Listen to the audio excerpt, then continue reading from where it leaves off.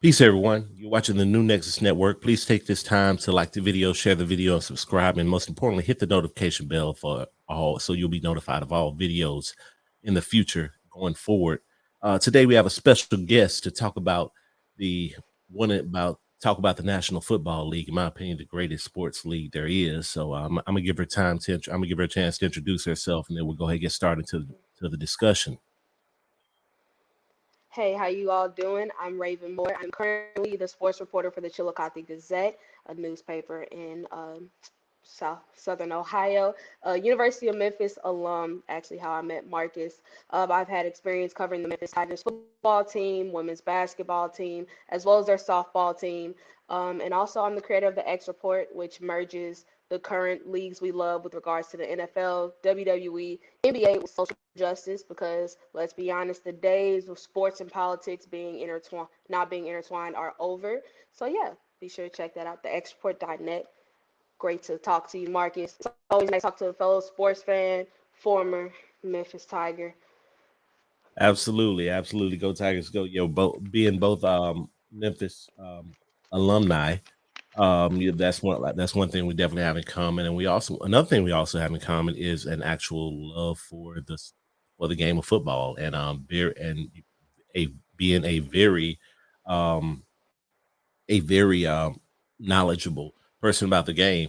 I wanted to have you come on, especially on one of my first shows, and talk about this upcoming season. So, how do you? What's your? Are you excited for this upcoming season? I know you being a diehard Baltimore Ravens fan. I know you can't wait for for your Ravens to take the field and to show that they are definitely true contenders in not just the AFC North, but the entire NFL. Yeah, no, definitely.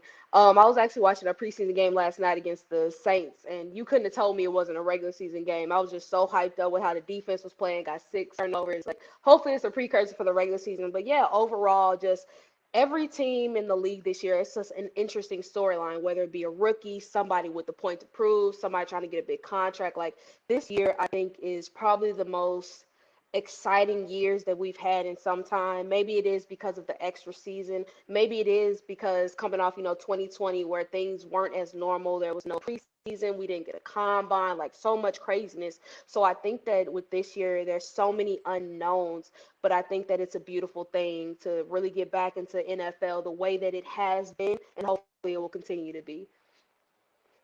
Thing. Yeah, absolutely. Just got a couple. As you know, I'm a Titans fan, and when y'all beat us last year at the in the playoffs, I was like, I remember when we beat you guys in the regular season, and I was thinking to myself, I'm like, when they started acting a fool on y'all logo, I'm like, that's gonna come back to haunt us. That's gonna come back to haunt us, and Lord, and it did. It did in a major way. We always have to play you guys in the playoffs.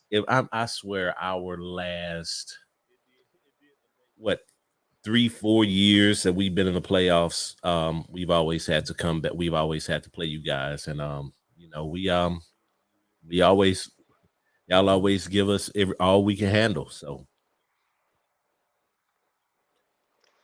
Look, I'm gonna say it like this. I'm not, we're good. You and I we're good. I never had beef with the Titans, even after they beat us in the divisional round. I was like, you know what, the better team won. However, when they desecrated our logo, that's when I was like, okay, Titans want more. They got a problem. And so they got us in the regular season. That was cool. And so once the playoffs rolled around, I knew we were playing the Titans. I was like, I don't care if we lose to whoever we play next. I want to beat the Titans. And not only did we beat y'all, but we made Derrick Henry a non-factor, which how many teams in the league can say that? And also got that game-stealing interception. Marcus Peterson did a dance on the logo. My favorite moment of the Ravens season last year. So other than that, I feel like right now we're about even. We don't see you guys in the regular season this year, which honestly, with you guys having Julio, I can't say I'm too, upset about that. But I'm sure in the playoffs we'll meet again. So I'm gonna save all my trash talk until then. yeah, the logo thing we had that coming, but funny you brought up Julio. one of the first questions I wanted to ask you in reference to that, there was some pretty significant free agent moves over the offseason. What do you think are some of the biggest free agent moves in your opinion? Um, and not only just free agency, but free agency and trades in the offseason. Yeah, so I'm gonna try to like stray away from like the conventional easy ones. The first one, of course, is an easy one with Matthew Stafford going to the Rams. I think that bringing Matthew Stafford into the fold, while you could argue that Jared Goff wasn't that bad of a quarterback, which he wasn't the worst. I think that Matthew Stafford brings a different toughness, some experience, and most of all, some aggressiveness to that offense. There were a lot of plays where Jared Goff could have made things happen, but because of, I guess, his limitations with his arms or his fear, he didn't do it. Whereas Matthew Stafford, he's coming into the league, he's hungry, only been to the playoffs a couple of times despite being in his 30s. He's hungry and he wants to do great things. And I think that the Rams and him can have the opportunity to be a perfect marriage. Another one is one I don't think they got enough attention, but Rodney Hudson, center from the Raiders being traded to the Arizona Cardinals. Reason being, we know that the Arizona Cardinals offense is going to be potent. Kyler Murray has had a really good first 2 years in the league. DeAndre Hopkins, in my opinion, is still the best wide receiver in the league. They've added a nice pieces with regards to bringing in Delaney Walker at tight end, AJ Green, who we know when he's healthy, he's productive. But their offensive line has always seemed to be a bit of a problem, and I think that bringing in arguably the best center into the league to kind of man that offensive line is going to do wonders, help give Kyler more time to throw, and hopefully open up things for their run game with Kenyon Drake being gone and replacing him with James Conner. And then the final one is Patrick Peterson to the Vikings. I think that what Mike Zimmer in his NFL career has been known for is having great defenses. Last year was not that. You could make an argument that the Vikings were a very young defense, that they had injuries across the board. Their defense looked rough. And I think that bringing in a veteran Patrick Peterson not only helps bring in a Pro Bowl caliber player, one of the best cornerbacks of this generation, but also it gives a on-field coach for the younger guys to really help calm them down, help to show what they're supposed to do on the field, how they're supposed to handle their business, and do so in the right way. So if I had to knock down just a few of the best free agent positions or off-season moves, those are definitely up there. Yeah, I think especially that the Arizona Cardinals offense is looking pretty intense. I think the defense is looking pretty intense too. If you was to ask me what is the toughest division on paper in the NFL, I would say the NFC West, and it's not even close because they have literally, first of all, with the exception of the 49ers, and I'm kind of iffy on that. We'll see how Garoppolo does. Um, it looks like he's going to be in a fight for his job, but at the same time, they all have a serviceable quarterback that can run their offense, and all have formidable defenses. They all have their holes. They all have their weaknesses, but at the same time, I think that's going to be a definite. It's going to be a dog fight with them for each other. But I'm really liking what the Cardinals are doing, especially with adding JJ Watt, what they've done over the past few years. Having Kyler Murray under center, you got JJ Watt, pretty much leading the defense. Having DeAndre Hopkins out on wide out. I think they're going to make a definite run for it all within the next few years because they definitely are slowly, quietly putting the pieces together. It's going to be I I think some of the this trade here, if this trade happens, I think it's going to change. It's going to make a it's gonna change so many things. Um, Chances are Deshaun Watson isn't playing any more games with the Texans. But if the Eagles pull the trigger on picking him up, that automatically, because a lot of people already think it's Cowboys is going to win the NFC East. I would say I would that would have to be up in question, especially with these recent injuries of Dak Prescott's shoulder, and if the Eagles get Deshaun Watson, it's there's a lot of talk. Doesn't mean it's going to happen, but if it does, we'll see. But I think the Eagles have a formidable team that could give the Cowboys some run for their money. Um, it's definitely going to be really, really interesting. A lot of trades that or acquisitions that you thought were probably going to happen in the offseason didn't happen. Probably don't. Probably you can make with the exception of Julio Jones and the Stafford golf trade. Um, I can't. Those were probably the most highly covered, if you will.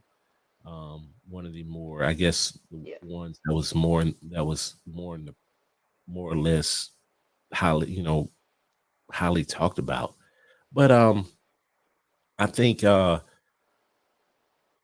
was some interesting. The free agent signings were the ones that really stood out to me, and I just can't wait to see. Like for the Titans fans to saw, the Titans had one of the worst defenses in the league, and it was just it was horrible. We couldn't get a pass rush to save our lives. So any type of addition would have would have helped. With drafting. With the drafting of Caleb Farley, signings of Bud Dupree and Danico Autry, and we'll see how those go. But there was a lot of I think there was a lot of free agent moves that could definitely that were really significant. Just how significant we'll see. But it's going to be real interesting, really really interesting to watch. Yeah. And kind of going back to something you said about, the trades that were talked about. I mean, it was supposed to be a quarterback carousel. Russell Wilson was supposed to be traded. Deshaun Watson was supposed to be traded. Jimmy G could have potentially had a reunion with New England. And of course, Aaron Rodgers, which, ended up coming along towards draft time, which is arguably the most exciting time for football fans, in the offseason. So to kind of look back and see, well, the only quarterback, that really got moved was a Matthew Stafford, and Deshaun Watson is kind of up in the air. It's like, it was funny because this had the makings to be kind of like an NBA offseason where all hell breaks loose, but instead it was pretty minor things that took place. It was more so media um, fluffing things up more than it really was supposed to be, as opposed to actual things taking place. I agree with you with regards to Deshaun Watson, though. I do think that those feelings of wanting to get out of Houston are very real, especially once you factor in the personal things. I think he definitely wants to get out of there.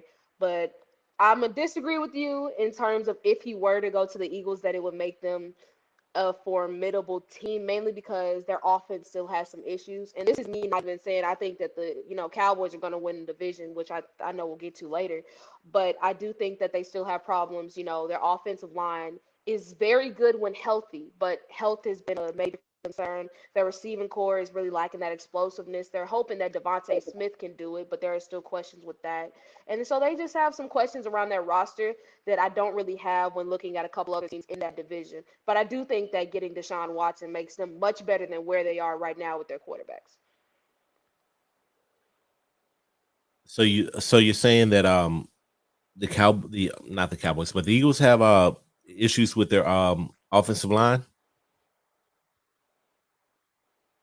When I would say yes, because in the last few years they struggled with staying healthy. Last year, everybody was hurt, and you could tell the effects of it. Jason Peters is gone now, and even though, of course, he's a bit long in the tooth as well, they knew what he was. Lane Johnson is great, but he dealt with his injury concerns. Jason Kelsey, same thing. Like, and then Andre Dillard really hasn't formed into the pick that they wanted him to be when they drafted him a couple of years ago. So with the Eagles, it's tough. I mean, on paper, their offensive line should be good, but health has been a major concern. And the best ability that any athlete can have is availability. You can't do anything for me on the sideline, so their offensive line can't stay healthy. I think that's going to create even more problems. I think that's a pretty good point you made what you were making earlier, talking about the trades that could have happened. But one thing we know that a good quarterback is so sought after, and very expensive to get. I mean, the going rate for a quarterback, I think at first was it the Packers asking for 2 1s and a 2 for Aaron Rodgers at least. It's going to cost. I mean, the price is so steep that there's people that really don't want to pay it. It's just you is it's. I mean, there's people that would do it, but if you do that, you're basically surrendering your immediate future for this quarterback. And chances are, for if the quarterback's good enough, there's people that will be willing to pay it. But the better you are, the more the team is going to ask for you. And I know that the Texans are going to ask a really significant amount for Deshaun Watson, because I know this personally, with my team having to play Deshaun Watson twice a year. You carry Deshaun Watson can literally carry a team by himself, all by himself. And Yeah. imagine if you give him some weapons to play with. I mean, he's an automatic Super Bowl contender, automatically. What are some things that you and I would say, just give me three things that you're going to look out for specifically this season. Just three things. Yeah, so I'm gonna start off in my division, AFC North. I want to see if the Browns defense can improve. Now, one of the biggest flaws against the Chiefs and most of the season was they couldn't stop anybody. You know, you watch that Monday night football game against the Ravens, Lamar comes out, comes back, turns into Superman. That all would have changed because it was a fourth down play. If MJ Stewart was a better cornerback on Hollywood Brown, that play doesn't happen. The Browns win that game, possibly win the division. So the biggest thing I would say for the Browns is they've made a lot of defensive acquisitions. I love the John Johnson signing, putting him at safety. They're supposed to be getting Grant Delpit back, rookie from a year ago. I love coming out. I want to see if he can be healthy. Greedy Williams is going to be coming back, but after that shoulder injury, is he 100%? Not to mention they drafted Greg Newsome with their first round pick, got JOK in the second round, who had a really nice preseason debut last night, and also Troy Hill. You bring in Jadeveon Clowney. They've spent a lot of money in draft capital on their defensive side of the ball. So the question is it going to pay off? Are these all these additions, all these people coming back in, are they going to actually produce, or is it going to be the same problem of the offense carrying the load and Myles Garrett being great, but everybody else failing to carry the load? Another thing that I'm looking forward to watching is, can the Broncos overall roster overcome their quarterback problems? The Broncos are not unique in having a really solid roster, but having quarterback issues. Drew Lock has been a turnover machine. Don't really know if he can really carry the load. And then you have a guy like Teddy Bridgewater, who doesn't turn the ball over much, but he plays the game in a very, for lack of a better word, meek way. He's not somebody who's going to try to slash you up and down the field. He's not going to sling the ball 30, 40 times a game.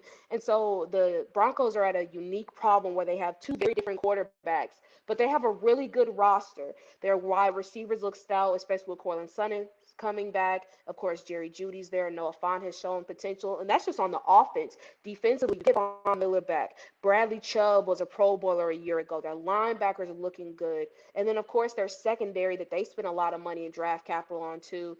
They gave Justin Simmons another franchise tag. You have Kyle Fuller you bring in, Patrick Surtain, Ronald Darby. So overall, you can make an argument that the Broncos at worst maybe have a top 10, top 15 roster in the league, but their quarterback problems may be the thing that holds them back. So I'm interested in seeing if they can have a team that can carry the load in spite of their quarterbacks, kind of similar to what they did in 2015 when they won the Super Bowl. And then the final thing that I'm looking forward to is it time for a Saints rebuild?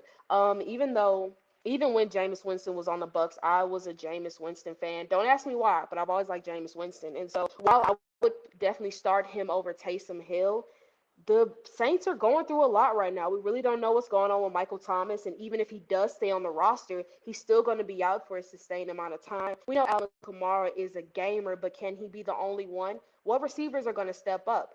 Traquan Smith really hasn't looked like he could do it. Callaway last year looked like he had some moments. Little Jordan Humphrey had some moments as well. But you don't really know what you're getting out of this Saints offense. It's a whole new world with Drew Brees retiring. And then defensively, we know that they have a solid front seven led by Cam Jordan and Demario Davis. Their safeties are fine. Questions come with cornerback. Marshawn Lattimore has kind of had some off years these past couple of years. And then after that, the depth behind him is questionable. So I'm really interested to see if the Saints will be able to right the ship. Can they be one of those teams that lose their starting quarterback and then still stay in the playoff hunt? Or is it going to be a full rebuild taking place in the Big Easy?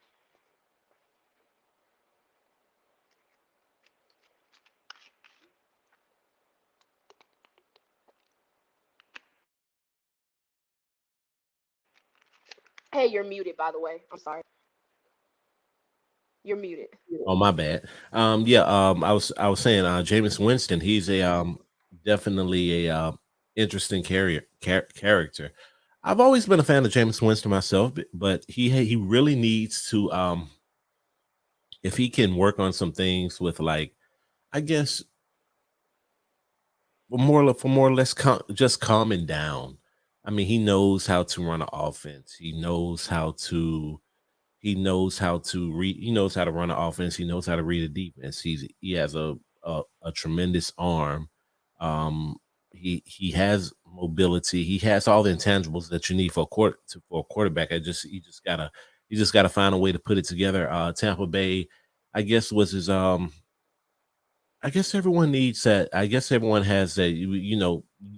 The growing pains, and I guess Tampa was his growing pains, especially with you know, I would say quality versus quantity, and he had the last year to sit behind arguably one of the greatest quarterbacks ever and learn and work on his game, and I think that the next chance that he gets, he's going to be a lot. He's going to be. I think we're going to see a different Jameis Winston. I just think he needs another chance. I've always been a fan of him back in Florida State. Minus the extracurricular activities or whatnot. But I've always Yeah. been a fan of his The play on the crab field, legs. and I think he deserves another chance. Will it be with New Orleans? I don't think so.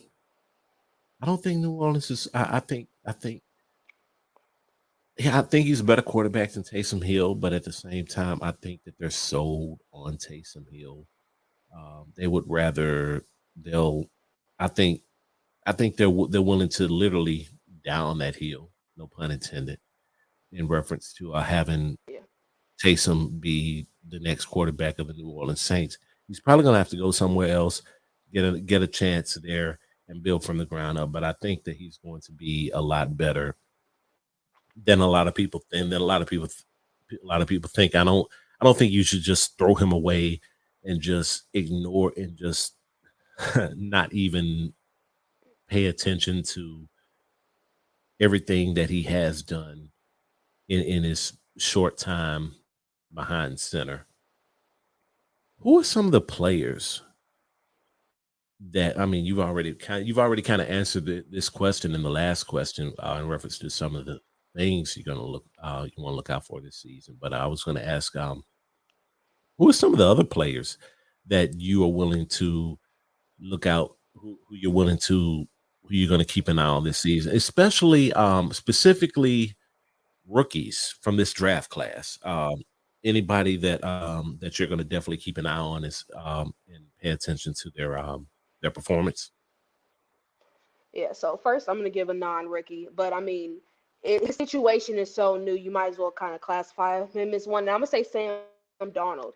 I mean, coming off of the last few years in New York, where it was essentially a situation where everyone is bound to fail. You don't really have any offensive weapons. Your coaching is bad. Your defensive bad is bad. It was a tough go of things for Sam Darnold, who at the time, if you kind of circle back to the 2018 draft, he was considered possibly the first overall pick. And so I think that this is going to be a whole new situation with him in Carolina. I think that he's going to have a much better offense around him, a very good defense playing on the other side of him as well. And I think that the big reason why I'm watching him is because this is it. Either you're going to prove everyone right about your time in Carolina and kind of show that you really weren't the guy and that you are really a turnover machine, or this could be the opportunity for you to show that no, you deserve to be in the league. It was just you were part of a bad situation. So I think that with that in mind, I think Sam Darnold is definitely one of the most intriguing players to watch this upcoming season. And I think that with that in mind, I think that he's going to be a guy who has the potential to really take the Vikings to the next level. Raven, you still there?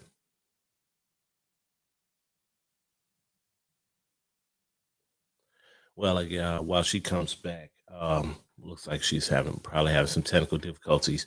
The There's quite a there some of the players I definitely agree with the Sam Darnold reference. Trying to see, is he really worthy of being a starting quarterback? Um, I believe he had a bad deal had a bad deal in New York. Um, I don't think he was given the tools necessarily needed to succeed. But I think that this is definitely, sometimes you need a change of scenery in order to show your true potential. And I think that this move was definitely for the better of Sam Darnold's career. It's just, now let's see what he's going to make of it. Sorry I'm about sorry. that. I don't know what happened with the No, it's, connection or whatever, but no, it's okay. It's okay. okay. Next up is kind of going back to rookies is defensive end Gregory Rousseau, going to the Buffalo Bills, their first round pick. Now, Gregory Rousseau is a guy that has some questions about him. In his first full year starting a defensive end in Miami, had 15 and a half sacks, looked like a first round pick, top 10 for sure. Then COVID year happens. He sits back, doesn't have the best pre-draft workouts, and his draft stock kind of slips. But I'm really high on him.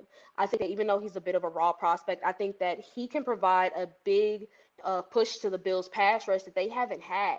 Their pass rush has definitely been one of the more struggling in the league in recent years. You wouldn't have known it by watching the Ravens game in the playoffs, but their pass rush mightily struggled last year. And I think that Gregory Rousseau, if he's a guy who can really fit in on his potential, he can become one of the fastest rising edge rushers in the league. So I'm really excited to see his development. And then kind of going back to now this isn't a rookie. But this is someone else who has a change of scenery that I'm excited to see what he can do. And it's Mike Hughes, cornerback, now for the Kansas City Chiefs. Spent his first few years with the Vikings after being drafted in this, I believe, second round out of UCF. And he's a guy who has struggled with injuries. And when he's been on the field, he's been a productive player. But the problem was getting him on the field. But I think that going to Kansas City, a team that, as we all know, is offensive heavy, you know that these opposing teams are going to pass the ball early and often. And truth be told, the Chiefs have really struggled with finding a definite number one corner. L'Jarius Sneed a year ago really kind of showed himself as a rookie, and he has potential. But I think that Mike Hughes, especially if he can stay healthy, he can really rebuild his career. He's great when the ball is in the air, has an opportunity to pick off passes, which goes great for any defense if you can create those turnovers. So I'm excited to see what Mike Hughes can really do in a new setting, especially at his position. I think he's going to be a guy who's going to break out in 2021. Do you think the Chiefs, especially with all the moves from all the other roster moves from all the other AFC teams, do you think the Chiefs have what it takes to make it back to the Super Bowl again? Absolutely. I know as AFC teams being, our favorites, of course, we're just waiting who's going to take down the Chiefs because they are the standard bearer in the AFC. The Buffalo Bills, like they could have been the next ones to do it, but the AFC Championship came and went. They did not perform well. And unfortunately, while everybody has been making moves within the conference, they're just trying to catch up with the Chiefs, who honestly, with their moves, like I mentioned, with getting Mike Hughes, and then the draft they did getting a guy like Nick Bolton. Of course, still have Tyrann Mathieu, signing Jerron Reed, which I thought was a great move on their defensive line. I mean, you see things like that, and then they fortify their offensive line, get stronger there, and it's still like I would take the Chiefs roster over most of the other rosters in the AFC. And don't get me wrong, I think that there are other teams that are going to be competitive, but I think that head to head, I think the Chiefs I think they're still a bit too much for anybody to handle, barring some sort of miraculous injury taking place or one of the guys, on these stronger AFC teams who we don't expect to break out, take someone like that to really show themselves. And since we're talking about one of the Super Bowl teams, let me ask you about this. Let me ask you about the defending champion Buccaneers. Do Mhm. you think that, I mean, Tom Brady is going into, what is it, year number 20, 21?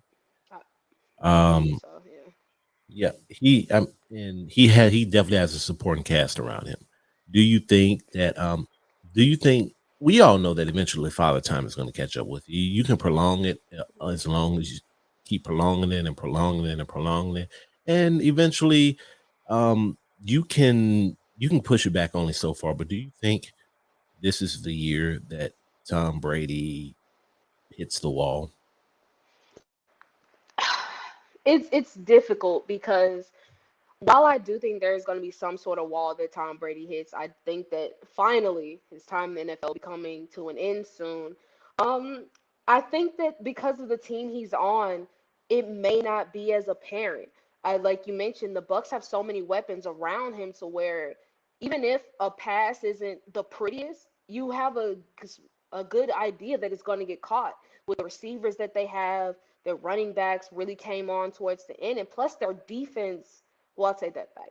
Their front seven and their safeties, particularly Antoine Winfield, are just so good. They can make any quarterback's career extended. I feel like if he was in a situation like he was with the Patriots, where it was that poor receiving group, that Father Time would definitely look like it's catching up. But because the Buccaneers have such a well built team around him, it's going to help him out so much because the weight on his shoulders is going to be less because he can kind of rely on his receivers to make the plays as opposed to being 100% accurate all the time. Yeah, it's gonna be it's gonna be interesting to see what the unarguably the greatest quarterback of all time, in my opinion, and what how they um how they work to help him get his eighth ring. They definitely have a team. They're stacked on both sides of the ball. I would say if you had to find a one weakness in the Buccaneers, it may be, and I say may be, the secondary, because everywhere else they literally Oh have yeah, definitely. they have they're damn near elite. They're damn near elite. Um, Yeah. what I'd like for us to do is to each of us go through every division and just pick who wins their division, who wins that division, and a little bit why. Now, the only caveat is we will we're not, since you're a Ravens fan, I'm a Titans fan. We're not going to speak on every other division. We're going to leave out the AFC South as well. I will leave out the AFC South, and you'll leave out the AFC North, and then Fair. eventually we'll come to we'll each speak on every. But then I have a final question that we'll talk about, and I'll get to that once we get done with all the other divisions. But in your opinion, who wins the where we'll start with the NFC. Who wins the NFC North? The NFC North, I've wrestled with this a lot. And I'm gonna go out on a limb, and I'm actually gonna say the Minnesota Vikings beating the Packers. I think that it's gonna be very close, but a big reason why I'm going the Vikings overall is I think they had a tremendous offseason. I mentioned, Patrick Peterson, but they also made a lot of really good moves to help out their defensive side of the ball. Not to mention the guys who are going to be returning on defense, such as the Neil Hunter, Anthony Barr, Eric Kendricks. They're going to get a lot healthier on that side of the ball, which is always helpful. And then with their offense and what they were able to produce last year, I think that if everybody can stay healthy, I personally would say they're the most talented team in that division. And I think that they're really going to give Aaron Rodgers and co a run for their money. Um, I think the Packers going to win it again. I don't trust Kirk Cousins. I don't trust Kirk Cousins Totally fair. make to carry the team, especially going into November, December. They're playing inside of this lovely building there, I must say. The US Bank Stadium. I mean, if they can get home field advantage, they have a chance, but I really don't trust I don't trust Kirk Cousins. Chicago, I can't the quarterback, I can't think of the quarterback, who the quarterback they drafted? Justin Fields or Yeah, Andy Dalton. Justin Fields is who they drafted. I don't trust Justin Fields. He's just getting started, especially with what was that statement he said over the weekend? Talk about the game is moving slower than he Oh, he thought. was like, it felt a little too slow for me. I Yeah, was, I was like, okay, all right, that was a famous. I'm sorry. keep Yeah, that that same. was a famous last words because Tua. Right, because Tua said the same thing, something similar. When he was starting and he was winning games, he said something along the lines of the NFL is not that hard. And then he played the Broncos and got his butt kicked. So yeah, those are things you don't really say out loud, especially as a rookie. No, you don't. I was gonna say keep that same energy come week 3, week 4. Right, When you gotta play some of the, I mean, and when you're that's if he even playing like starts. the best in the world. And that's if he starts. But I don't trust. I mean, the Lions are just gonna be the Lions. The Lions are gonna lion. They're gonna be who they are. But yeah, I think it's the Packers division to win. Um, and it's kind of interesting since excuse me, this contract, this 1 year contract for Aaron Rodgers. He with all the turmoil in the offseason that they talk, he's going he agreed to sign on for 1 more year. And I don't see any reason why he's not going to give it his all for this 1 year. But then after this 1 year, he's pretty much gone. But definitely, he's an all timer. He's a great. I think he's going to win another Super Bowl. I just don't think it's going to be with the Packers. However, he's going. I don't see a significant roadblock to him not winning the NFC North. Moving on to the NFC South, who do you have and why? NFC South, I'm going to Tampa Bay Buccaneers. I mentioned earlier about the New Orleans Saints. I don't know if this is going to be a retooling year or a rebuilding year, but either way, I just think that the Bucks are just too stacked at so many places. I agree with you when you mentioned the secondary maybe not being the best, especially their corners, but I think that overall everything else is in just such a good space that I have a hard time thinking that anybody's going to beat them. Atlanta, their defense still looks pretty bad, and losing Julio, I don't really trust. I think that Calvin really can still have a very good year, but I think it's a whole nother ball game for him to be the number one guy and have to do it. Kyle Pitts is solid, but I'm not. We haven't really seen him yet, so who's to say what he's going to do on the NFL level? And then the Carolina Panthers, I mentioned them earlier about Sam Darnold and how I think that this could be a great opportunity for him. But I mean, still competing with the Bucks, who arguably have the most talented roster throughout the whole league, it's going to be hard. Yeah, I agree with you. Bucks shouldn't have a problem with this. All the other teams, you can make the case that all the other teams are basically in a rebuilding year. Um, they have a long way to go. I don't even see a that's this for another show, but I don't even see either one of the teams even making a wild card seat, getting a wild card. But I think the Bucks are going to run away with this division. Don't have a single problem. There's no hurdles, roadblocks. Panthers, Sam Darnold. He's proven that this is his year to prove he's not a bust.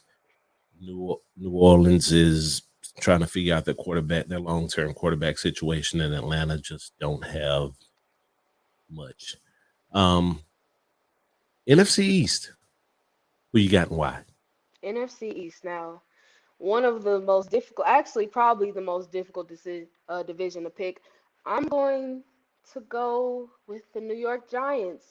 No, I am not on the Daniel Jones bandwagon. I think that they make Wow, the that's playoffs despite him. Yeah, I think in terms of just overall roster, offensively, they have Saquon Barkley, when he's healthy, is a top five back easy. The receiving core is much improved. Tight ends, Evan Ingram has shown that he can be good, when he's, into the game. But also they just brought in Kyle Rudolph, who I think is a very nice number two tight end, maybe and have times where he's number one. And then defensively, I think that their defense played really strong. That's a group that really doesn't have a strong weakness. I mean, their defensive line played very well. Also, with some more draft additions, their linebackers are stout, cornerbacks played well, safeties are good. So I just think that on every level, excluding quarterback, they're in a very good position. And I think that for the division like the NFC East, you have to be well rounded.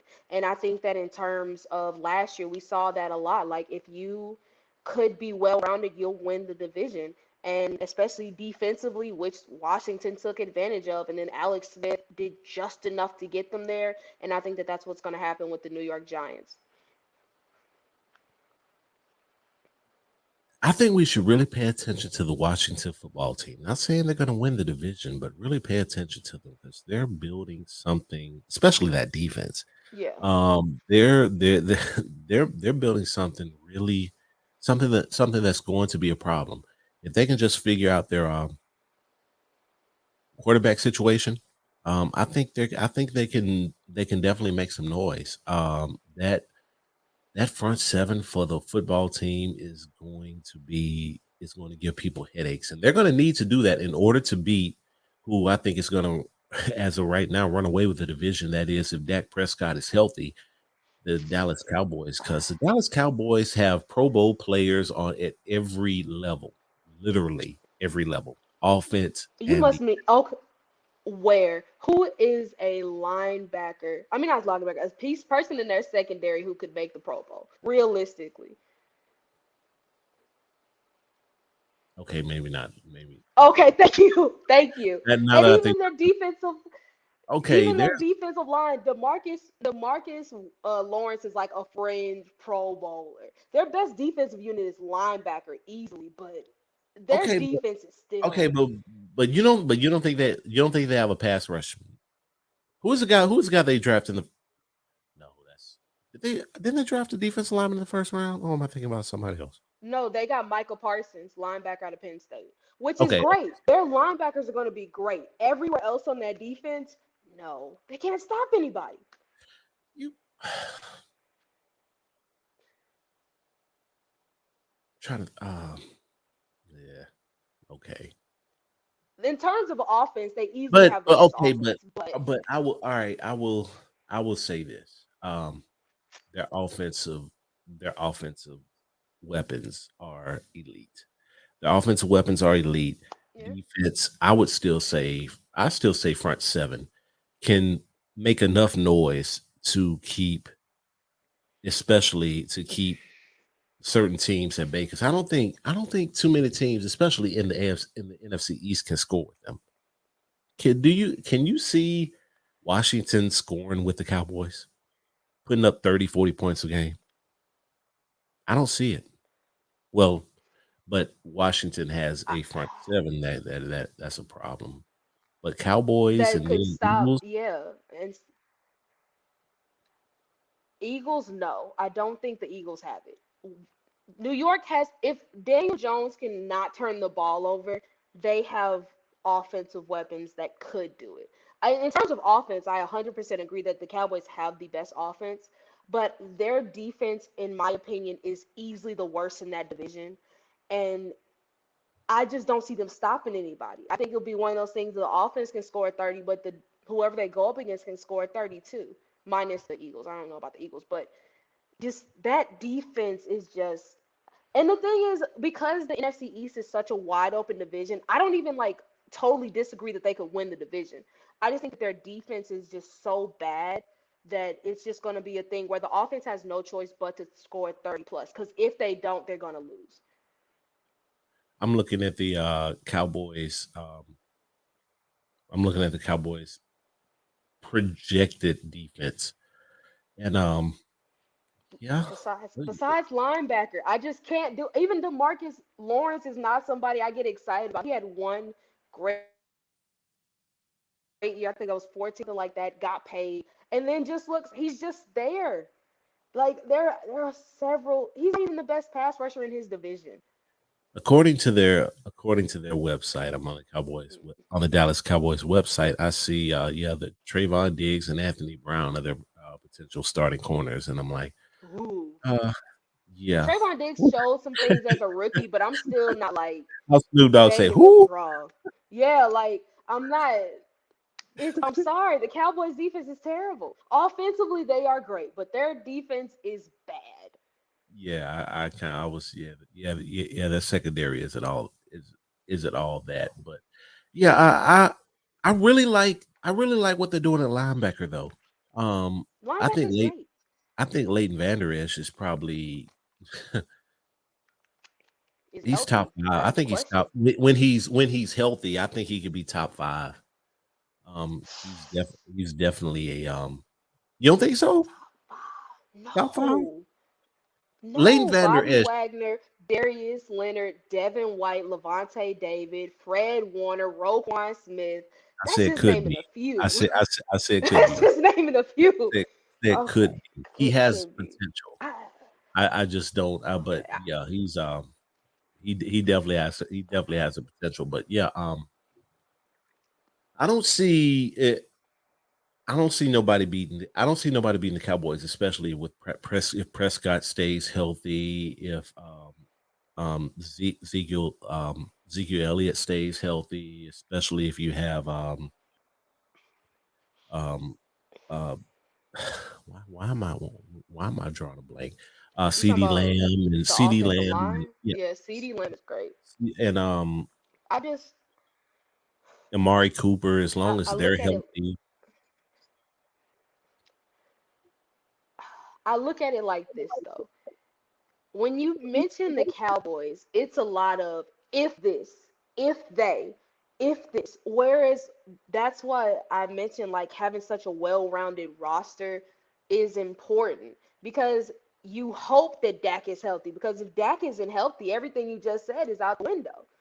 And I guess that kind of just goes into just the detriment of spending so much money on a quarterback. You can't spend enough money on the rest of your roster to try to build them up and kind of fix things. Or you have to rely on younger players who are going to take time to get ready. So that's my biggest gripe about the Cowboys. While their offense is great, if one of those pieces goes out, it's a whole nother ball game. Things are gonna struggle, particularly Dak, who is coming off that ankle injury and then just had his shoulder looked at. Who's to say that shoulder injuries are going to be something bigger? So that's my biggest thing about the Cowboys. I just think that in terms of just having a well-rounded roster, they don't have that. And to win a division that I think is just so close, like the NFC East, you just have to be able to prepare yourself if things go bad. And I don't think they have the roster to do that right now. And um that's always a story with the Cowboys. If what if is always. I mean, Shoulda, woulda, they coulda all every shoulda, year. woulda, coulda always have great teams on paper, but they yeah, that's why they call. I mean, they're 8-8, the king of eight, 8-8. You can't really do 8-8 now with 17 games. So They'll find a way. Go 8-8-1, something like that. yeah, it's 8-8. So they'll always find a way. And still could win NFC, the division off that. That's the crazy thing. Could still win the division. you know what? You're absolutely right because there's nobody that there's. I think Dallas has the best chance, but at the same time, they also have the worst chance, if that makes sense. I mean, That's they every team in the division. Every team has a chance to win. If you can win 9 games out of the NFC East, you're making the playoffs. You're winning the division. okay. NFC West. NFC West. Russell Wilson is one of my favorite players, and I want him to be great. With that being said, the Now Los with Kevin Angeles Ryan. Rams. Now this is Yeah, no, not at all. But that's why I'm saying the Los Angeles Rams, I think that this is their division to lose. I think that defensively, they have the best tandem in Aaron Donald and Jalen Ramsey, not to mention they have other people who play their roles well, such as the Darius Williams, Leonard Floyd played well too, and then just their linebackers, things like that. People just do their job on defense, and then offensively, you get Matthew Stafford in there with an offense that has some potential. Losing Cam Akers sucks because I think that this could have been a big year for Cam Akers, but I'm excited to see what Daryl Henderson does with the confidence of being that number one guy. You and I are both Memphis Tigers. We saw what Daryl Henderson could do, in his final year at Memphis, and I'm excited to see him be that home run hitter in the NFL, or at least get the chance to. Plus, Cooper Kupp is one of the best slot wide receivers in the league. Robert Woods is really good. Tutu Atwell, who they drafted, is a speedster. So there's just, in terms of just like having a complete roster, I think that they really have an opportunity to do great things on both sides of the ball. And I think that you mentioned the Cardinals and how you felt like they were slowly building things up. Well, their secondary isn't good. They lost Patrick Peterson and replaced him with Malcolm Butler. You know Malcolm Butler. Malcolm Butler got cooked on a Oh daily yeah, I basis. know Either he's Malcolm gonna get Butler. cooked or he's gonna get an interception. Yeah, So I, you I know used to that watch. firsthand. I used to watch Malcolm Butler get served up a lot. I mean, it's Yeah. So he used to piss me off. and if you try to tell me he's starting on the outside, okay. Buda Baker is great though, but I think that their secondary can be exploited. Same for the 49ers. I think that, I'm not saying, Richard Sherman was there and he was just complete lockdown, but right now their corners right now, I'm gonna say it's Jason Verrett starting. And oh my gosh, I just looked at their depth chart and I don't remember. But Jason Verrett, when healthy, is pretty good, but got to get him healthy. Same for the safeties. Same problem for the Seahawks. Their secondary has some issues. Then losing Shaq Griffin hurts things too. So I just think that the Rams offense is going to be able to exploit those secondaries. While most of, each of those teams, have a bit of a pass rush, if you can't stop anybody on the back end, if the Rams offensive line can hold up just enough, they can pick you apart. And I think that that's going to be something big. And then because of their defense, they can stop a lot of people from scoring as well. So I'm going to say Rams win the NFC West. I agree. The Rams had it all. And then they got Matthew Stafford. I think they they can give. They're capable of beating any team Yeah. because Matthew Stafford. I think Matthew Stafford was a great quarterback without a team Yeah. last year, and the Rams was a great team without a quarterback. So I think they might have solved that problem, but that's why you play the game. So Yeah. we'll see what happens. The Cardinals, I think they're working on building something. They're not there yet. It's going to take some time, and right now they still got to knock off the Rams. The 49ers, they need a quarterback. Um, 49 Seahawks, I'm sorry. Russell is great. But that offensive line is not. That line is not. I don't see Russell. I don't see Russell being there too much longer.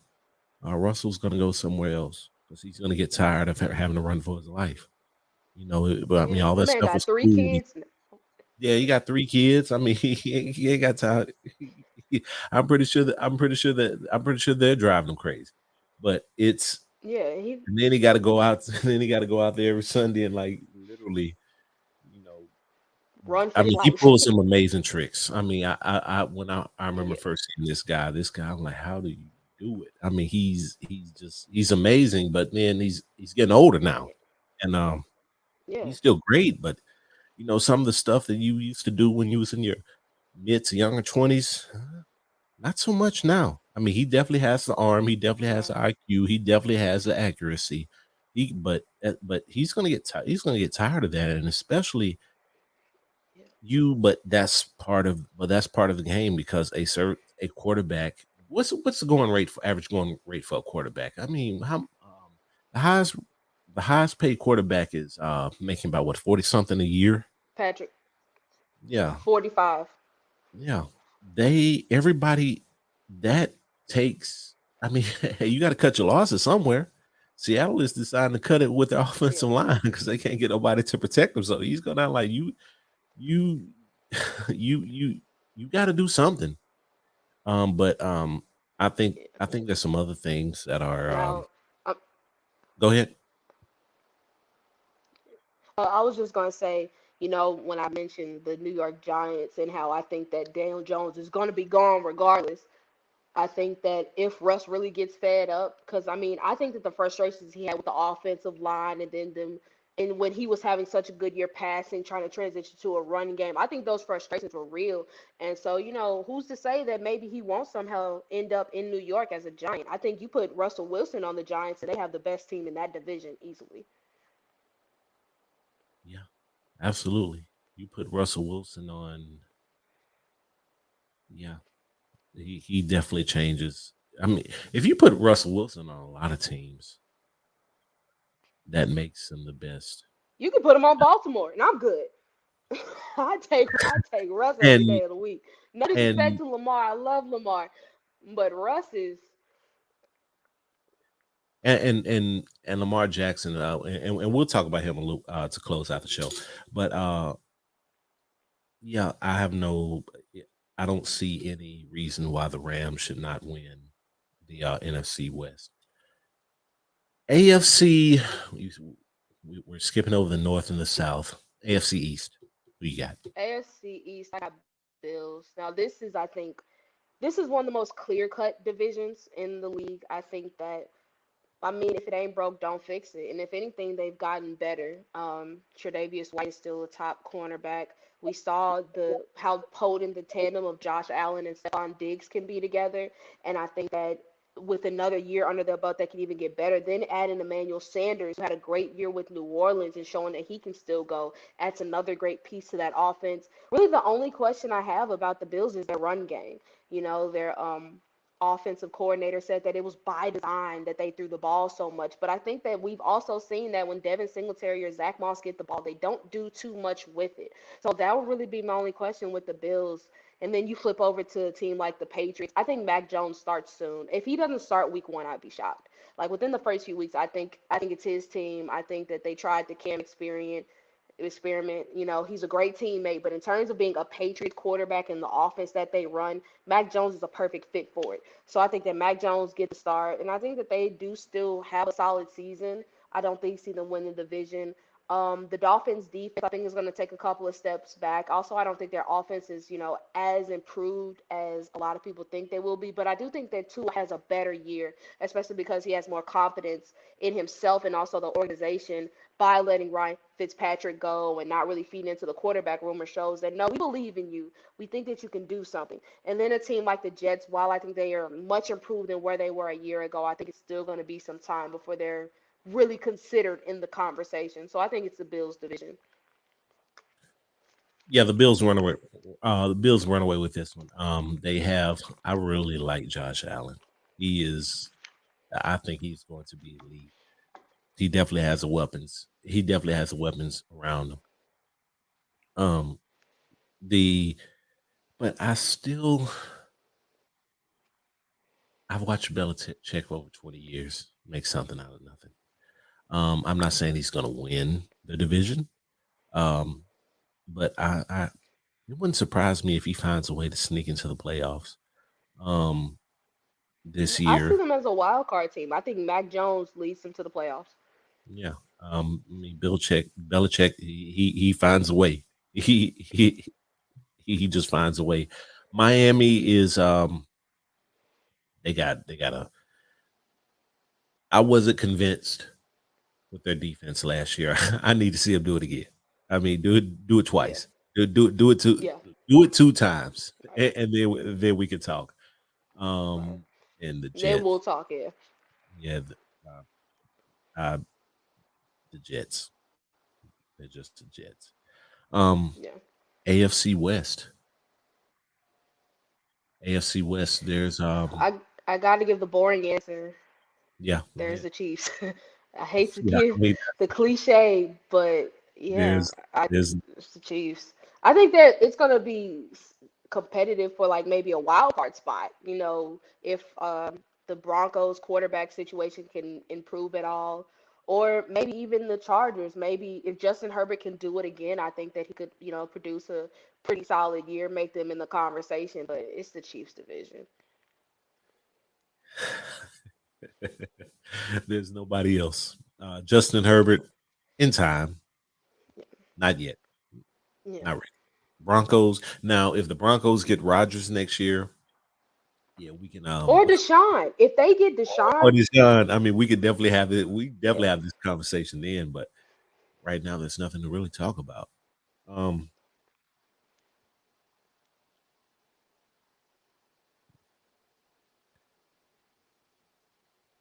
do you see your Ravens winning the NFC North?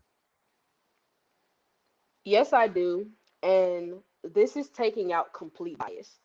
I know that the Cleveland Browns right now are the talk of the AFC North. They're one of the most talked about teams in the AFC, period. And I give them a lot of credit for what they were able to do with Kevin Stefanski in his first year, really playing to their strengths, which is their run game. But like we just said about the Miami Dolphins defense, okay, you did it this year, do it again. And something about the Browns is when they got Odell, they had all these crazy expectations and they didn't work out. Now, this is a season where they actually have expectations. You make the playoffs for the first time in 18 years, cool, do it again. And I think the things that have to work is their secondary. Their secondary was terrible last year. Their secondary, they have so many new pieces. How are they going to mesh together? Baker Mayfield, of course, he's trying to make some money. He's trying to prove that he deserves to be a high paid quarterback. Okay, you got to do your job to do that. And I just think that while I could easily see the Browns in the playoffs, I still think that this is the Ravens division, mainly because of consistency, continuity. They didn't just wake up one day and decide to be a good team. Their defense has been great for years. We know this. Their offense, even though in the playoffs it has its struggles, they're going to score on you. That their run game, even with Mike Ingram gone, I'm expecting a big year out of J.K. Dobbins. And then most importantly, with Lamar.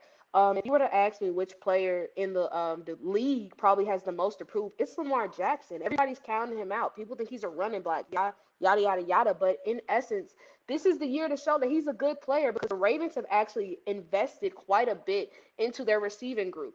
I don't love Sammy Watkins. I don't think that he's going to be what he did as a rookie, but he's an upgrade over what we had. Then we spent the first round pick of Rashad Bateman. I want to see what he can do when he's healthy. Tylan Wallace, who was great at Oklahoma State. So Baltimore has done so many things to put pieces around Lamar for him to excel, for him to take that next step in the passing game. And so I think that we can win games and we can win our division with our run game alone. But if we can finally get that passing game to a way where it's consistent, it can be something that defenses have to hone in on. I think that they could not only be an AFC North year, but a year maybe we do contend for the Super Bowl and not just paper champions, not just say it, but actually be the team to do it. And the reason why I can say that is because we have consistently done it. With teams like the Browns, we haven't seen that consistency. Hell, even with the Steelers, we can say what we want about their offseason, losing on their offensive linemen, yada, yada, yada, but they are a consistent team. The Steelers are going to be in it regardless. And I think they're a team that can't be counted out either, especially if this is Big Ben's last year. I think that they're going to try to do whatever they can to make themselves successful. And then the Cincinnati Bengals, I think they honestly have the potential to be the best offense in the division. I think that if that Joe Burrow can stay healthy, the trio of wide receivers and Tyler Boyd, Jamar Chase, T. Higgins, three great players, and Joe Burrow, and if that offensive line can step up, I think that they can be a very interesting team to watch as well. But just in terms of continuity, in terms of knowing what it takes to make it to the playoffs year in and year out, I think Baltimore is the team to beat in the AFC North. Baltimore is a they've always been a force. They always will be a force. Um, I think Lamar Jackson doesn't get the credit he deserves. He's a better quarterback than people make him out to be. He is that defense is always going to be at an elite level. This is a year that I agree with you, Lamar Jackson. He got to take that another step forward. You Yeah. just got to prove people wrong every year. You just got to keep proving them wrong Yeah. over and over again. Make them eat their words. Make them because Yeah. they're gonna. People are going to a lot of critics are going to take the popular opinion until they take the next popular Until opinion. something happens. Yeah, Right. And and that's they're going to the keep me saying piece. he's a running back until he showed them that they're not a running back, and then they're going to talk about how great he was. They're never going to say that they were wrong Yeah. for saying he was running back. They No. just they just go with the trend. But I think Bill Jordan, Polian, I'm sorry to interrupt you, but Bill Polian, when Lamar was coming out, said he should have moved to wide receiver. This man wins league MVP and he's still like, oh, I think he still should have moved to wide receiver. So people never want to admit that they're wrong. They just try to act like, oh yeah, we were on the bandwagon before everybody. Like, no, it's not real. Cleveland, I want to see them do it again. Cleveland is well, Yeah. it's Cleveland has always had.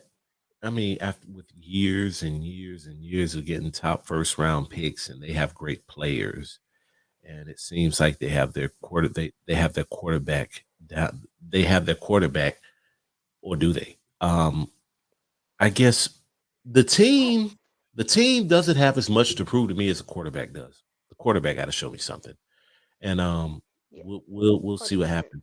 Burrow is I've heard a lot of people say Seattle, not Seattle, Cincinnati found a way to screw everything up. They screwed up Carson Palmer. They kind of screwed up Boomer Esiason. Um, they it's just a matter of time before they mess this up, and we'll see what happens. Cincinnati has a offense. I can't don't know what to say about their defense. The NFC. No, I'm sorry, the AFC North is going to There's be not much to say about the defense. it's it's a and if you look at them cities, who plays the best in cold weather? It gets cold. I know I've been to all four of them cities. It gets cold, especially in Cleveland. I mean, having to play football in November and December when it counts, having to play in, I'm talking about freezing at cold temperatures, freezing temperatures, wind, having to throw, having quarterbacks who can throw the football that could with strong arms that could cut into the wind, that can be accurate in the wind, playing in the cold weather. It has to be you need it. You have to be able to play in the cold weather. You have to be able to run the football when the temperature drops. And that's one advantage that I believe Baltimore has. They can run the football. They can play defense because when it gets cold, you got to run the football, play defense. You got to go back to the old school conservative um, conservative standards. There's nothing wrong with all that um, high flying, 300, 400 yard games, but try to throw a football in 20-degree weather, or catching a football in 20-degree weather. Um, the cold weather, the weather changes the elements change the game a lot, and especially when it's raining and things like that. I think weather wise, the NFC North is the toughest division to play in, and I think that the I can't think I can't think who is our general manager for the Oh, Ravens? Eric DaCosta. Yeah, I think that Ravens in the front office, they built the team is built to play hard nosed ground and pound football. With the capability of airing it out every now and then. Um, w- we need to win that division, and I think uh, I think Baltimore finds a way. Um, the AFC South, the Titans. I try to be. I've This team has given me so much heartache over the years. I can actually see them, but what they're doing now, I think they have made some advances in on the defensive side of the ball. Um, they have three skilled players on offense that are Pro Bowl level. I said the beginning of last year, after what Ryan Tannehill did that first year when he came off the bench and for Marcus Mariota, he earned a chance, a full season to play. So I wasn't really a fan of him, but he earned his chance. And even though he didn't do as good a job that I wanted him to do, I think he can if he can learn to facilitate the offense with Taylor Lewan back anchoring the line with um when you have AJ Brown and Julio Jones on both sides of the field, as well as Derrick Henry in the backfield, it kind of, I guess, it can make your job easier, especially in a division where um I honestly don't. I mean, Carson Wentz is out for a little while. The Colts will. The Colts have I think, an underrated defense. I don't think they get a lot of. I don't think they get credit, but they don't get as much credit as they deserve. They're The Colts defense is a significant problem, and then on offense, hey, you got the time. You got they're old timers now. T.Y. Hilton and guys like Hmm. that. That's going to always be making plays. Um, Carson Wentz is definitely going to be a problem once he gets healthy. The Texans, they're a whole mess right now. I'm talking about a whole mess. I mean, if you had to if you could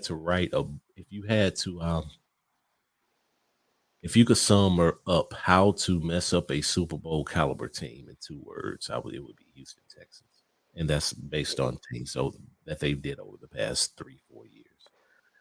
I got Yep. another 2 words. Bill O'Brien. Yeah, That's it. Jacksonville Bill scares O'Brien. me. Trevor Lawrence scares me. Really? This year or just in Not general? not not this year. I'm talking about in general. Oh, okay. I'm talking about in about 3, 4, Okay. 5 years. Trevor Lawrence, this.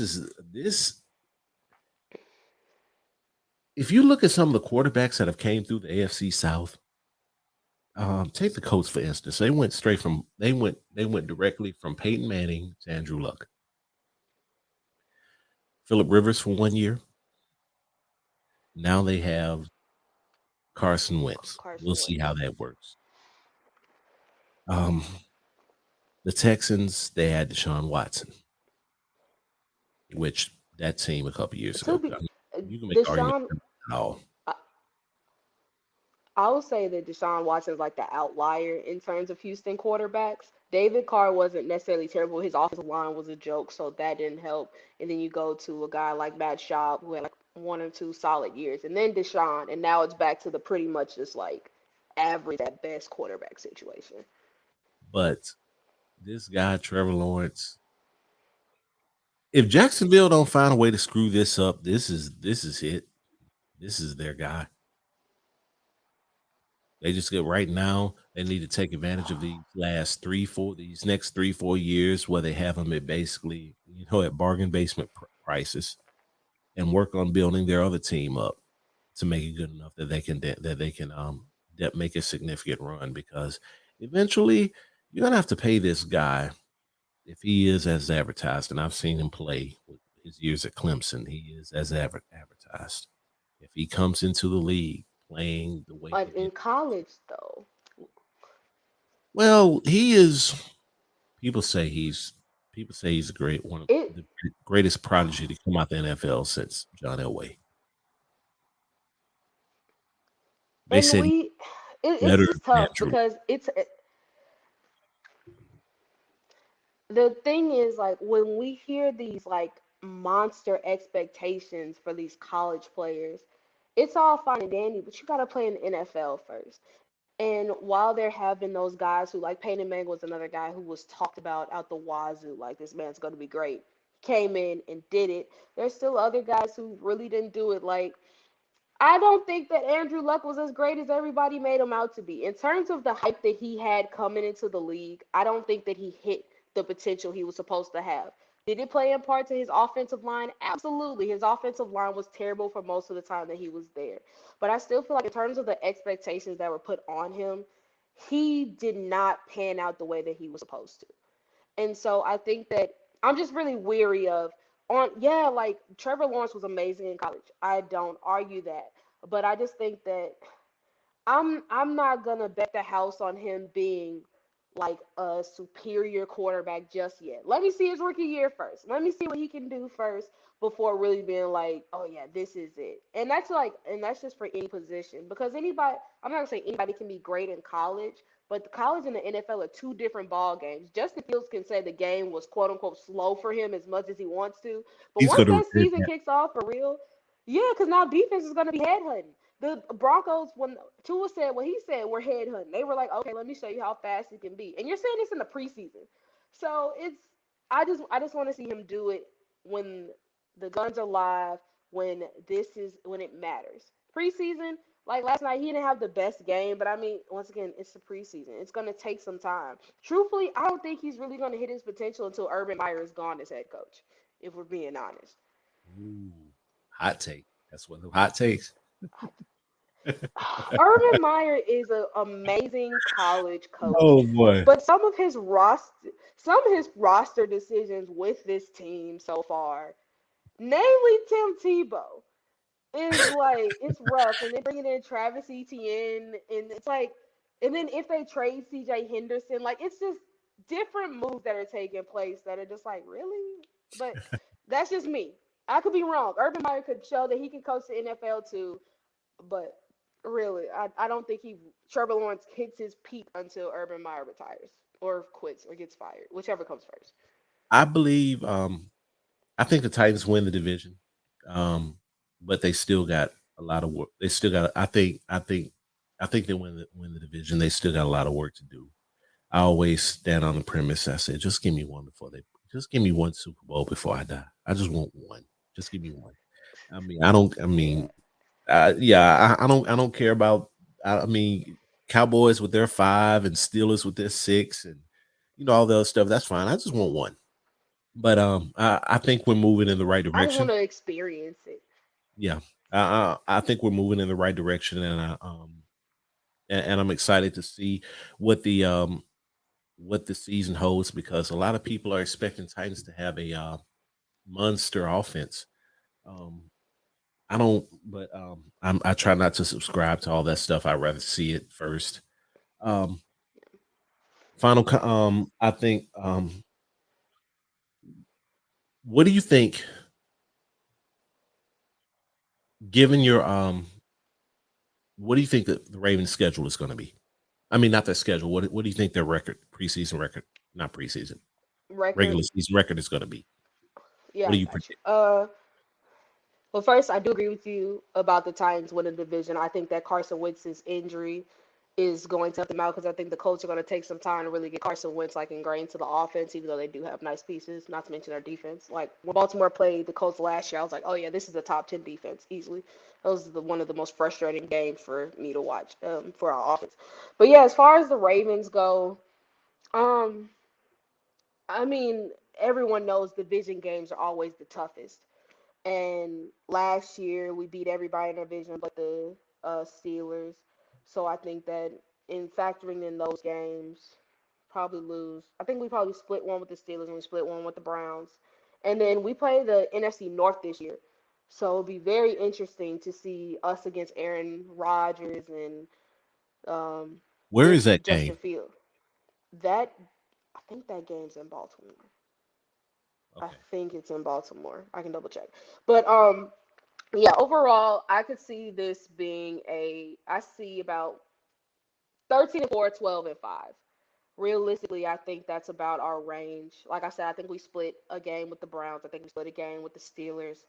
Bengals, I think one game is ugly. The other one, I think they give us a big run for our money. But overall, I see us winning the division about 12 and 5, 13 and 14, some in that range. I'm not gonna sit here and say we're gonna have like a 2-loss season again because that's unrealistic. I don't think that happens.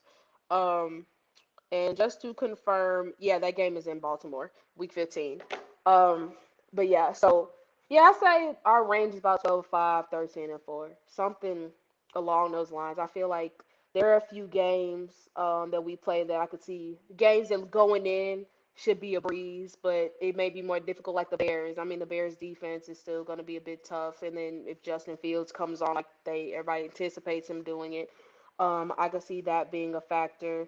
Uh, we play the Dolphins this year. We play the Dolphins. I'm not sold on their defense either, especially because their run defense did have some problems, and we run the ball better than anybody else with the team wide in the league. So yeah, so I'd say about Worst case, I could see 11-6. Best case, maybe 14-3. Okay. I would with the Titans. I say 12-5. I don't see us. We're not. I don't see. Even though we got the Chiefs on our field, I don't see us be. I don't. I'm not convinced.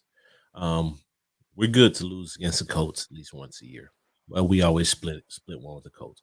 We're not going to LA beating the Hmm. Rams. It's just not happening. We can definitely um, some of these games I just don't know. We're capable of winning them. It just depends. Home field advantage. I believe in home field advantage does play a factor in a lot of games. I think it. I think it. I think it helps us get past the Bills. I think it helps us get past the Cardinals to start it off. Um, and then we always find and Truthfully, with the Cardinals defense, I'm sorry. now go ahead.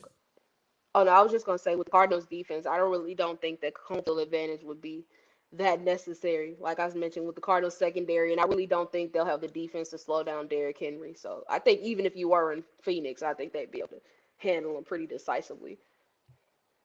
And we can go to Pittsburgh and win, but I just don't know in December. Going to Heinz Field in December to beat to play the Steelers, it's I don't know. But in order to get to where you got to go, you got to do things you've never done. You got to go if the Titans are going to win a Super Bowl, if their Super Bowl window is at least cracked open, they have to do games like they have to win games like that. They have to go to places like Heinz Field in December, or they got to go to they got to go to Foxborough Thanksgiving weekend, or I mean, not like that's a draft that's a significant uphill climb nowadays. But you have to win games like that. You have to go to SoFi Stadium and beat the Rams, which, like I said, I just don't see that happening. Yeah. Not with the way the Rams are. I think we can do 12-5. There's always those games where you just don't. I mean, everybody has games. You'd be like, how did they lose that? I Yeah, could, those trap games. yeah. I mean, Titans and Jets, October 3rd. I see. I mean, that could be one. Um, it's just another one. Titans and Saints. It's I just don't know, but it's I think the season is going to be promising. I can't wait for it to get started. It's definitely my favorite time of the year. My Sundays are always consumed by watching the games. I'm a big proponent of the NFL Red Zone channel. If you don't know, if you don't know about it, you should definitely look NFL into it. Sunday Ticket. Yeah. In the Um, NFL Sunday Ticket is the best investment I've ever made in my life. I love it. yeah, it's definitely great. Um, I appreciate you being on. Definitely, I enjoyed this conversation. It's been is we've always had conversations like this. In class and everything. I just so that's how I knew that this is going to be one of those types of conversations too. Go ahead, plug your channel real quick. Yeah, first off, thanks for having me. I really appreciate it. But yeah, be sure to check out the xreport.net. That is our website, the xreport.net for exclusive sports content written by yours truly and fellow expert writers. Previous episodes of our lovely podcast, which can be found at everywhere you find listen to podcasts, iTunes, Spotify, Google Podcasts, all the good stuff. Anywhere you look, we're there. And yeah, thank you for having me. I really appreciate it. As well as our YouTube channel. Thanks for having me. It's always fun talking football. It's my favorite thing to talk about. I'm excited to see how the season kicks off. Like I said, we don't see each other in the regular season, but I'm sure in the playoffs we'll see y'all again. Yeah. Let's just agree not to step on Right, look, logos. How about that? yeah, yeah. Hey, agreed. I mean, I've never been a fan of that anyway. It's just, but I mean, Titans. We always. our players always do that stuff. We went to Dallas and stepped on their logo and all that other stuff. I'm like, come on, man, y'all got to quit being disrespectful and just play the game. I mean, I know y'all gonna talk trash and all those stuff, but logos, I guess. Hey, do me a favor, Raven. Put your put the links and links to your podcast and everything into the chat so that way people can Yes. reference it. Like I said, I appreciate it. Thanks for coming on. Look to have you on. Probably, if you're available, to have you on again, like right before the playoffs start. Just talk about Yeah. the playoffs. Um, Yeah, absolutely. yeah, and wish you all the continued success and everything. And like I said, this was definitely an enjoyable episode. Hope the viewers, on demand, definitely enjoy this episode as well. Be sure to like the video, share the video, subscribe to not just myself, New Next Network, but to the X Report as well, and follow all things Raven Moore. And thank you for watching. Hope everybody enjoy the rest of their day, rest of your day. Peace.